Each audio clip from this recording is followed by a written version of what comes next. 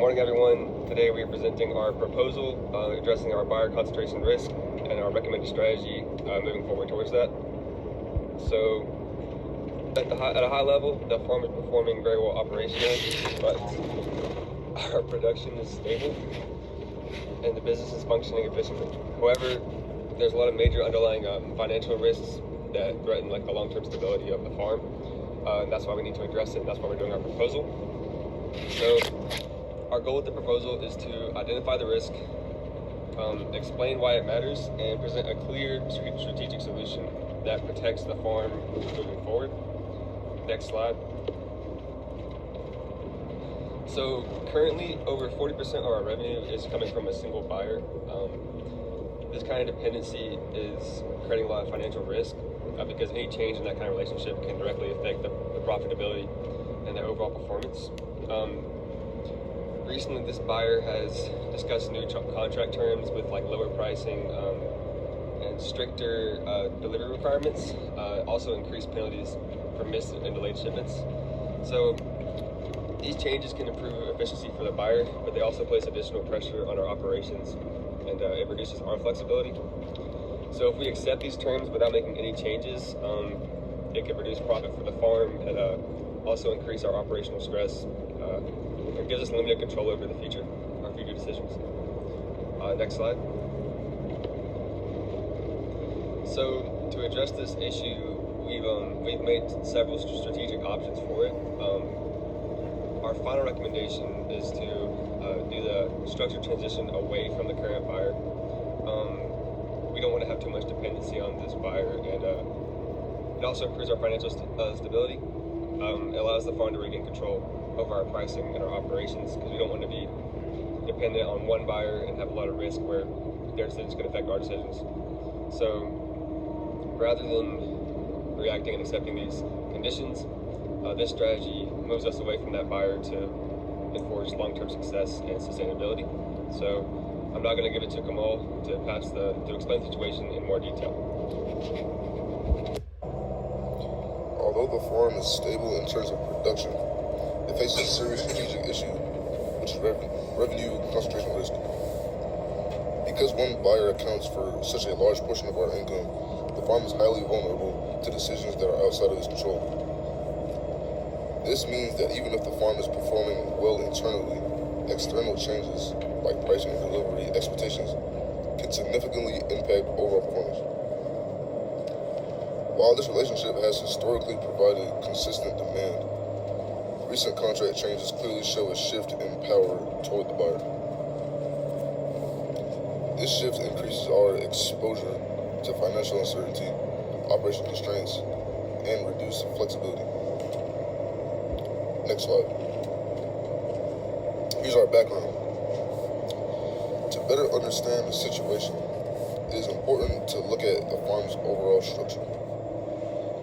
The farm operates with a diversified production mix, including approximately 50% beef, 25% hay and forage, and 25% small grains.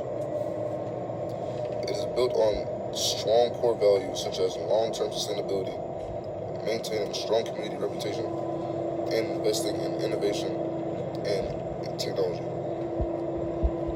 Now, additionally, the farm works with multiple stakeholders, including internal teams, regulatory bodies, suppliers, and vendors.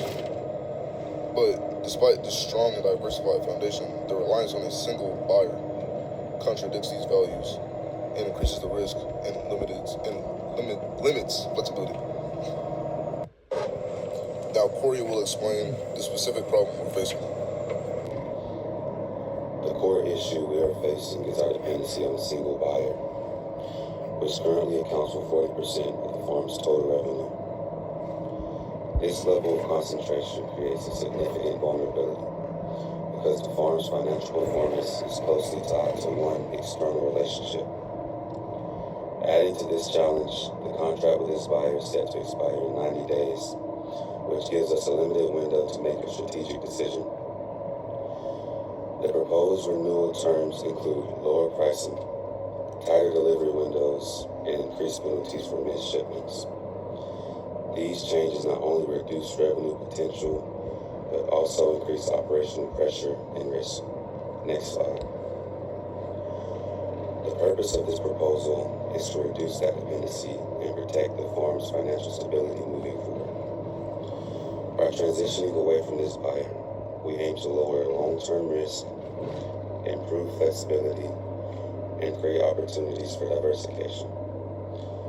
This approach aligns with the farm's long-term goals, including sustainability, financial strength, and adaptability in a changing market.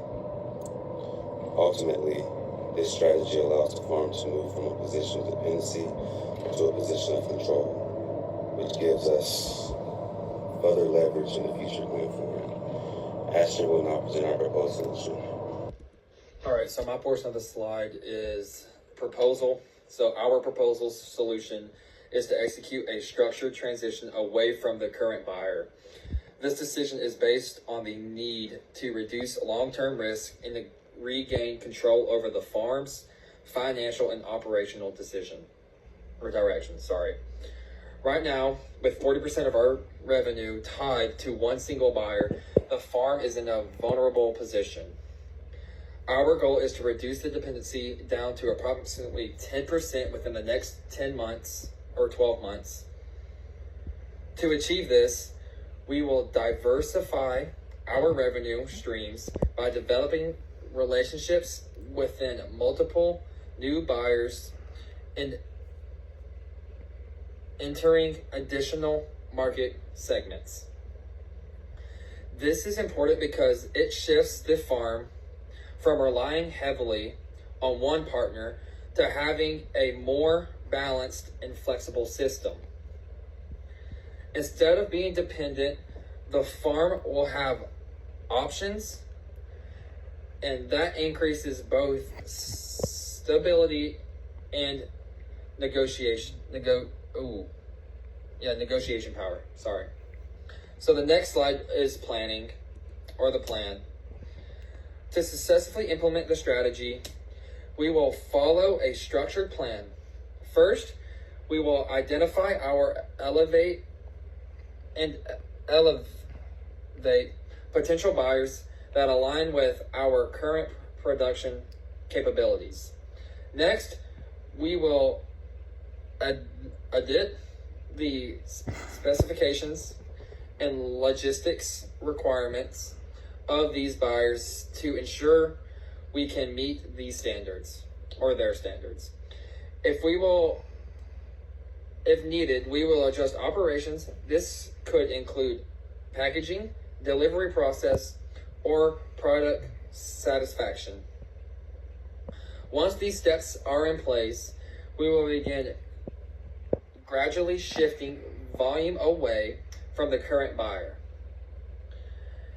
This gradual approach is critical because it allows us to maintain cash flow and avoid sudden financial disruption. Overall, this plan ensures that the transition is controlled, strategic, and sustainable. So now I will transition to Caleb. He will explain the timeline and financial impact of this strategy. Thank y'all. So for our transition, we want to follow a structured timeline that is designed to minimize disruption and maintain stability. Within the first 30 days, we will focus on identifying and evaluating new buyers. Between 30 and 60 days, we will begin establishing agreements and securing initial contracts. Over the next 3 to 6 months, we will gradually shift product volume away from the current buyer. By the end of 12 months, the goal is to reduce our dependency to approximately 10%. This timeline allows for a smooth transition rather than sudden change, which will help both buyer and revenue operations. To support this transition, we will rely on a coordinated team structure. A project lead will oversee the entire process and ensure that all the operational adjustments are implemented effectively. A sales and market development manager will focus on identifying new buyers and negotiating contracts. External consultants will help ensure that all specifications are met correctly, reducing the risk of errors when entering new markets. Supporting staff will handle adjustments in packaging, logistics, and delivery requirements. By clearly defining these roles, we will ensure that the transition is efficient and well managed. The transition will involve some short-term costs. These include expenses related to operational adjustments, logistics, changes, and efforts to secure new buyers, such as travel and marketing. There also will be changes in shipping costs depending on the location of the new buyers. To manage this, we are including a contingency buffer of approximately 10 to 15% of the project budget to cover any temporary revenue gaps. While the costs are important, these are the strategic investments that will position the farm for long-term financial stability and growth. Cooper will now present our final recommendation and request for approval. Hello everyone. So based on our analysis, we're requesting approval to immediately initiate the strategic revenue diversification plan. This includes beginning to transition away from our primary buyer within the 90-day contract window. Approval will allow management to secure new buyer agreements, reallocate the current 40% revenue concentration, and implement the operational changes needed to support this transition. Taking action now is critical. If we delay, then we are risking being locked into unfavorable contract terms and increasing long-term dependency. By taking action now, we take control of the situation and position the farm for a stronger future. The appendix provides supporting information for this proposal, including risk analysis, key data points, and assumptions. Some of the risks include potential revenue disruption, uncertainty with new buyers, and operational adjustments. However, these risks are addressed through a gradual transition, diversification, and use of financial buffer. By planning for these challenges, we ensure that this strategy is both realistic and achievable. Overall, this proposal allows the farm to move from a position of dependency to one of independence, stability, and long-term growth. Thank you.